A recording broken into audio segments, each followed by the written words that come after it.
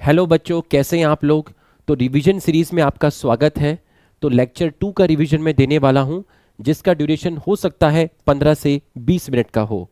तो बच्चों स्टार्ट करते हैं। सबसे पहली टर्म है हेरिडिटी। बच्चों, एक जनरेशन से दूसरे जनरेशन में, या मैं कहूं पेरेंट से ऑफस्प्रिंग में कैरेक्टर का ट्रांसमिट होना हेरिडिटी कहलाता है। दूसरा है वेरिएशन। बच्चों, हमारे अंदर कुछ ऐसे कैरेक्टर भी मिलते हैं जो कैरेक्टर पेरेंट्स में नहीं मिलते, जिनको आप बोलते हैं वेरिएशन, जो क्रॉसिंग ओवर की वजह से आती हैं। तो हेरिडिटी एंड वेरिएशन की स्टडी को आप जेनेटिक्स बोलते हैं। और जो फादर ऑफ जेनेटिक्स हैं वो हैं आपके मेंडल, और टर्म जेनेटिक्स दी थी बेटसन ने, और फादर ऑफ मॉडर्न जेनेटिक्स भी आपके बेटसन हैं। फिर एक टर्म आती है जिसको इनहेरिटेंस बोलते हैं। एक जनरेशन से दूसरे जनरेशन में कैरेक्टर जिस प्रोसेस से जाते हैं उस प्रोसेस को आप इनहेरिटेंस बोलते हैं। ध्यान से समझिएगा बच्चों, क्रोमोसोम पेयर में होते हैं। जैसे मैं कहूं कि मेरे सभी क्रोमोसोम पेयर में है, उस हर एक पेयर में एक क्रोमोसोम मेरी मम्मी से आया है और एक क्रोमोसोम मेरे पापा से आया है। इन्हें बोलते हैं होमोलोगस क्रोमोसोम। तो जो क्रोमोसोम पेयर में होते हैं, जिसमें एक मैटरनल होता है एक पैटर्नल होता है, जिनका शेप और साइज सेम होता है, इनको होमोलोगस क्रोमोसोम बोलते हैं। तो लास्ट क्लास से मैंने आपको जीन के बारे में समझाया था, आज आप एलील के बारे में समझिएगा। बच्चों, ये homologous chromosome homologous chromosome homologous chromosome P plant के अंदर मैं बात कर रहा हूं। एक पेयर में दो क्रोमोसोम, एक पेयर में दो क्रोमोसोम, एक पेयर में दो क्रोमोसोम। अब ऐसा थोड़ी ना कि मटर के प्लांट के अंदर एक ही पेयर ऑफ क्रोमोसोम होगा, काफी सारे पेयर ऑफ क्रोमोसोम रहेंगे। हर क्रोमोसोम में जो येलो कलर से रिप्रेजेंट किया है वो डीएनए है। ये येलो कलर से जो रिप्रेजेंट किया है ये भी आपका डीएनए है। अब एक चीज होती है जिसको आप बोलते हैं जीन। जीन आपने किसको बोला था? डीएनए का वो सबसे छोटा डीएनए जो प्रोटीन बना के किसी कैरेक्टर को कंट्रोल करता है, उसको आपने जीन बोला था। बच्चों, एक जीन की कितनी फॉर्म होती है? दो फॉर्म होती है। तो इस क्रोमोसोम में ये जो येलो कलर का डीएनए है, इसमें ये पर्टिकुलर डीएनए रिप्रेजेंट कर रहा है इस जीन की इस फॉर्म को। इस डीएनए में ये पर्टिकुलर डीएनए, ये smallest segment of DNA represent कर रहा है इस जीन की इस फॉर्म को, जिसको मैंने बोला कैपिटल टी। इस क्रोमोसोम में ये पर्टिकुलर डीएनए रिप्रेजेंट कर रहा है इसी जीन की दूसरी फॉर्म को, जिसको मैंने बोला स्मॉल टी। तो ये जो दो चीज है इनको बोलते हैं एलील। तो एक ही जीन की जो दो फॉर्म होती है अलग अलग क्रोमोसोम पर, बट उनकी पोजीशन सेम है, उनका लोकस सेम है, उसको आप बोलते हैं एलील। तो मैं कह सकता हूं कि जो क्रोमोसोम होते हैं वो पेयर में होते हैं। एलील जो है पेयर में है, एक एलील कैपिटल टी है, दूसरा एलील स्मॉल टी है। तो एलील भी आपके पेयर में होते हैं। सर, जीन पेयर में क्यों लिखा आपने? इसलिए लिखा क्योंकि ये एक जीन की एक फॉर्म ये है, एक जीन की दूसरी फॉर्म ये है। तो ये है तो एक ही जीन की दो फॉर्म। तो अगर दो एलील पेयर में है तो इसका मतलब दो जीन भी पेयर में हुए, क्योंकि ये दोनों की दोनों, ये सबसे स्मॉलेस्ट सेगमेंट ऑफ डीएनए जो रिप्रेजेंट करता है जीन की एक फॉर्म को, और स्मॉलेस्ट सेगमेंट ऑफ डीएनए को हम जीन बोलते हैं। तो उस हिसाब से जो दो एलील होते हैं वो अपने आप में ही दो जीन होते हैं। लेकिन पढ़ाया यह जाता है कि एक जीन की दो फॉर्म को आप बोलते हैं एलील। तो एक जीन की एक फॉर्म ये रही और उसी जीन की दूसरी फॉर्म ये रही, इनको आप दो एलील बोलते हो, और इनको आप अपने आप में दो जीन भी बोल सकते हो। बट पढ़ाया यह जाता है कि ये पूरा मिलाकर एक जीन है। एक जीन की एक फॉर्म यहां है, उसी जीन की दूसरी फॉर्म यहां है। ये दोनों फॉर्म आप देख लिए अलग अलग है, एक कैपिटल टी है, एक आपकी स्मॉल टी है। तो ये दोनों फॉर्म अलग अलग है। एक जीन की एक फॉर्म कैपिटल टी है और दूसरी फॉर्म कैपिटल टी है। यहां पर उस जीन की दोनों फॉर्म सेम है। यहां पर भी उस जीन की दोनों फॉर्म सेम है, ये स्मॉल टी, ये स्मॉल टी। पहले वाले केस में एक जीन की जो दो फॉर्म है वो अलग अलग है, दूसरे और तीसरे केस में एक जीन की दोनों फॉर्म सेम है, और ये दोनों फॉर्म सेम भी हो सकती है, डिफरेंट भी हो सकती है, और ये होमोलोगस क्रोमोसोम में मिलती है, और दोनों की जो लोकस जो होता है, दोनों का जो पोजीशन होता है वो सेम होता है। तो अगर यहां पर एक कैपिटल टी है तो यहीं पर स्मॉल टी होगा, ऐसा नहीं कि यहां पर स्मॉल टी होगा, पोजीशन दोनों एलील की सेम होगी। अगर दोनों एलील आपके नॉन आइडेंटिकल हैं तो इस कंडीशन को बोलते हैं हेट्रोजाइगस। अगर दोनों एलील आपके आइडेंटिकल हैं तो इस कंडीशन को बोलते हैं होमोजाइगस। दोनों एलील आइडेंटिकल हैं, होमोजाइगस। तो अगर दोनों एक जीन की दोनों फॉर्म सेम है तो कंडीशन है होमोजाइगस। एक जीन की दोनों फॉर्म डिफरेंट है तो आप इसको बोलते हैं हेट्रोजाइगस। बच्चों, तो फैक्टर अकर इन पेयर, क्योंकि जीन वर्ड जॉनसन ने यूज किया था, मेंडल साहब जीन को ही फैक्टर बोलते थे। तो क्रोमोसोम पेयर में हुआ, एलील पेयर में हुआ, फैक्टर पेयर में हुआ, जीन पेयर में हुआ। ठीक है, both form of gene present on same locus, देख लीजिए same locus on homologous chromosome, ये स्टेटमेंट बिल्कुल ट्रू है। फिर मैंने आपको बताया था कि कैपिटल टी 12th क्लास का बच्चा है और स्मॉल टी 4th क्लास का बच्चा है। कैपिटल टी की वजह से टॉल ट्रेट आती है, स्मॉल टी की वजह से ड्वार्फ ट्रेट आती है। एक जीन एक कैरेक्टर कंट्रोल करता है, कैरेक्टर का नाम है प्लांट हाइट, लेकिन एक कैरेक्टर में दो ट्रेट हो सकती है, जैसे मैंने बोला टॉल और ड्वार्फ। तो टॉल ट्रेट को कंट्रोल करता है कैपिटल टी और ड्वार्फ को कंट्रोल करता है स्मॉल टी।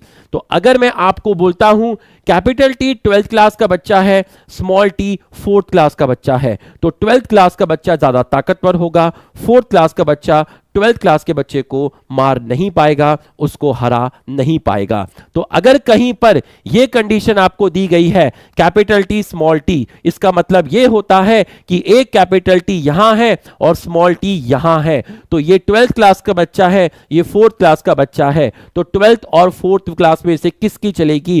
12th क्लास के बच्चे की चलेगी, मतलब कैपिटल टी की चलेगी, और कैपिटल टी की वजह से कौन सा ट्रेट आता है? टॉल। इसलिए जहां कहीं पर भी ये रिप्रेजेंटेशन होगा तो प्लांट टॉल होगा, क्योंकि कैपिटल टी 12th क्लास का बच्चा है, स्मॉल टी 4th क्लास का बच्चा है, ताकतवर कैपिटल टी है, 12th क्लास का है। जब दोनों ही 12th क्लास के हैं तो कोई दिक्कत ही नहीं है, फिर तो टॉल ही आएगा। लेकिन यहां देखिए स्मॉल टी दोनों 4th क्लास के बच्चे हैं, तो भैया ये राज करेंगे, तो यहां पर क्या आएगा? ड्वार्फ आएगा। ये चीज हम समझते हैं कि स्मॉल टी की वजह से ड्वार्फ आता है। दोनों ही स्मॉल टी थे, आपका ड्वार्फ आया। दोनों ही कैपिटल टी थे, टॉल आया, क्योंकि टी की वजह से टॉल आता है। बट सर तब क्या करेंगे जब एक कैपिटल टी है और दूसरा स्मॉल टी है? अरे ताकतवर के क्लास 12th का बच्चा है, इसलिए वही एक्सप्रेस करेगा, उसी की चलेगी, इसलिए यहां पर भी टॉल आया। तो ये आपका हेट्रोजाइगस टॉल है, ये होमोजाइगस टॉल है, ये होमोजाइगस ड्वार्फ है, और टी डोमिनेंट एलील है और स्मॉल टी रिसेसिव एलील है। जो ताकतवर है डोमिनेंट है। अब आप देखिए यहां पर both the allele present on homologous site, in site को बोलते हैं होमोलोगस साइट। जो साइट होमोलोगस क्रोमोसोम पर होती है उनको आप होमोलोगस साइट बोलते हैं। तो दोनों के दोनों एलील होमोलोगस साइट जो कि प्रेजेंट है होमोलोगस क्रोमोसोम पर आइडेंटिकल है, कंडीशन को बोलते हैं होमोजाइगस। दोनों के दोनों एलील नॉन आइडेंटिकल हैं, हेट्रोजाइगस। दोनों के दोनों एलील आइडेंटिकल हैं, homozygous. Homozygous tall, heterozygous tall, homozygous dwarf. If both capital T and small t together, which allele will express capital T? तो फिर कौन सी ट्रेट आएगी? कैपिटल T की वजह से जो ट्रेट आती है वो आती है टॉल। ये देखिए डोमिनेंट एलील और रिसेसिव एलील की definition. Capital T dominant allele है, तो डोमिनेंट एलील अपने आप को एक्सप्रेस कर सकता है होमोजाइगस कंडीशन में भी और हेट्रोजाइगस कंडीशन में भी। ऐसा एलील जो अपने आप को होमोजाइगस और हेट्रोजाइगस दोनों कंडीशन में एक्सप्रेस कर सकता है, ऐसे एलील को बोलते हैं dominant allele. Small T recessive है, स्मॉल टी रिसेसिव है। ऐसा एलील जो अपने आप को सिर्फ होमोजाइगस कंडीशन में ही एक्सप्रेस करता है, इसको आप बोलते हैं रिसेसिव एलील। स्मॉल टी अपने आप को तभी एक्सप्रेस करेगा जब इसके बाजू वाले क्रोमोसोम पर भी आइडेंटिकल एलील होगा, मतलब इसके जैसा ही एलील होगा। स्मॉल टी अपने आप को तभी एक्सप्रेस करेगा जब इसके बाजू वाले क्रोमोसोम पर भी आइडेंटिकल एलील होगा। तो रिसेसिव एलील अपने आप को तभी एक्सप्रेस करता है जब दोनों एलील आइडेंटिकल हो। डोमिनेंट एलील अपने आप को दोनों केस में एक्सप्रेस कर सकते हैं, जब दोनों एलील आइडेंटिकल हो तब भी, और जब दोनों नॉन आइडेंटिकल हो तब भी। आप देखिए यहां कैपिटल टी है, यहां स्मॉल टी है, यहां 12th क्लास का बच्चा है, यहां 4th क्लास का बच्चा है, एक्सप्रेस करेगा डोमिनेंट एलील। तो dominant allele can express even in absence of its identical allele, but recessive allele express only in presence of identical allele। तो ये डेफिनेशन यहां पर लिखी हुई है। ये होमोजाइगस टॉल है, ये हेटेरोजाइगस टॉल है, ये होमोजाइगस ड्वार्फ है। रिसेसिव एलील 4th क्लास का बच्चा, the allele which express only in presence of identical allele और only express in homozygous condition.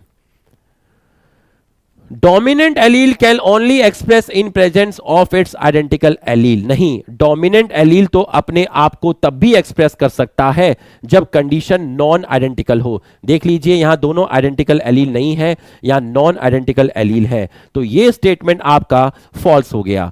Dominant allele can express in presence of identical allele, बिल्कुल सही है। Dominant allele अपने आप को एक्सप्रेस कर सकता है इन presence of identical allele, true हो गया। Dominant allele can express in presence of it's non identical allele, बिल्कुल सही है। डोमिनेंट एलील अपने आप को एक्सप्रेस कर सकता है इन presence of non identical allele, true हो गया, बिल्कुल सही है, बिल्कुल सही है। Dominant allele can express in presence of both identical and non identical allele, बिल्कुल सही है। आइडेंटिकल एलील में भी एक्सप्रेस कर सकता है डोमिनेंट, और नॉन आइडेंटिकल एलील में भी एक्सप्रेस कर सकता है। Recessive allele can only express in presence of identical allele, बिल्कुल सही है। रिसेसिव एलील तभी एक्सप्रेस करेगा जब आइडेंटिकल एलील होंगे। Recessive allele can express in presence of it's non identical allele, गलत हो गया। रिसेसिव एलील के पास अगर नॉन आइडेंटिकल एलील होगा तो रिसेसिव एलील एक्सप्रेस नहीं करेगा, क्योंकि एक्सप्रेस तो डोमिनेंट एलील करेगा। ट्रेट यहां पर टॉल आएगा, ना कि ड्वार्फ आएगा। Dominant allele can express in homozygous condition, बिल्कुल सही है। Dominant allele can express in heterozygous condition, सही है। Dominant allele can only express in homozygous condition, false हो गया, क्योंकि डोमिनेंट एलील हेटेरोजाइगस कंडीशन में भी एक्सप्रेस कर सकता है। Dominant allele can only express in heterozygous condition, false हो गया, क्योंकि वो होमोजाइगस कंडीशन में भी एक्सप्रेस कर सकता है। उसके बाद मेंडल ने अपने एक्सपेरिमेंट में टोटल कितनी वैरायटी ली थी? टोटल वैरायटी ली थी 14। कितनी वैरायटी ली थी? 14। कितने प्लांट लिए थे? 14।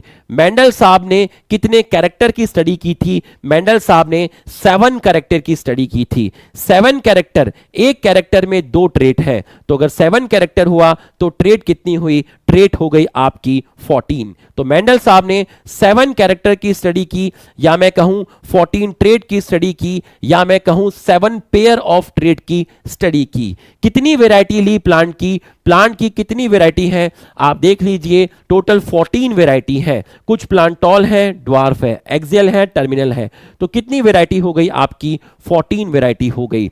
प्लांट के अंदर जो स्टेम हाइट कैरेक्टर था, स्टेम हाइट को कंट्रोल करने वाला जीन मटर के प्लांट में जो 4थे नंबर का क्रोमोसोम है उसके ऊपर प्रेजेंट था। फ्लावर पोजीशन को कंट्रोल करने वाला जीन मटर के प्लांट में 4th नंबर के क्रोमोसोम पे था। पॉड कलर को कंट्रोल करने वाला जीन मटर के प्लांट के अंदर 5th क्रोमोसोम पे था। ठीक उसी प्रकार से फ्लावर कलर और सीड कलर कैरेक्टर को कंट्रोल करने वाला जीन मटर के प्लांट में 1st क्रोमोसोम पे था। तो ये क्रोमोसोम का नंबर है। इन कैरेक्टर को कंट्रोल करने वाला जीन मटर के प्लांट के किस किस क्रोमोसोम पे थे? तो इसको करने वाला 7th क्रोमोसोम पे, इसको करने वाला 1st, इसको करने वाला 1st, इसको करने वाला 4th। तो टोटल कितने डिफरेंट क्रोमोसोम हो गए जो कि 7 कैरेक्टर को कंट्रोल कर रहे थे? आप बोलेंगे 4 डिफरेंट क्रोमोसोम हो गए। पहला 1, दूसरा 4, तीसरा 5 और चौथा 7। इस क्वेश्चन को देखिए, which trait can express in heterozygous condition, heterozygous condition में कौन सा एलील एक्सप्रेस कर सकता है?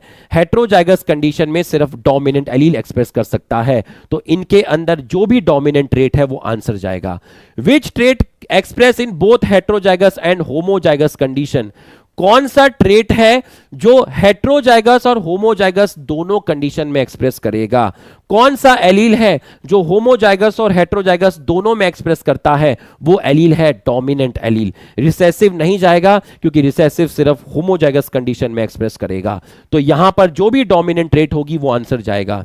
विच trait can express only in homozygous condition, कौन है जो सिर्फ होमोजाइगस कंडीशन में एक्सप्रेस करता है? कौन सा एलील है जो सिर्फ होमोजाइगस कंडीशन में एक्सप्रेस करता है? आंसर है रिसेसिव एलील। डोमिनेंट एलील क्यों नहीं जाएगा? क्योंकि वो होमोजाइगस में भी एक्सप्रेस करता है और हेट्रोजाइगस में भी एक्सप्रेस करता है, तो इसलिए यहां पर रिसेसिव ट्रेट आंसर जाएगा। Term allele homozygous heterozygous Bateson ने दी थी।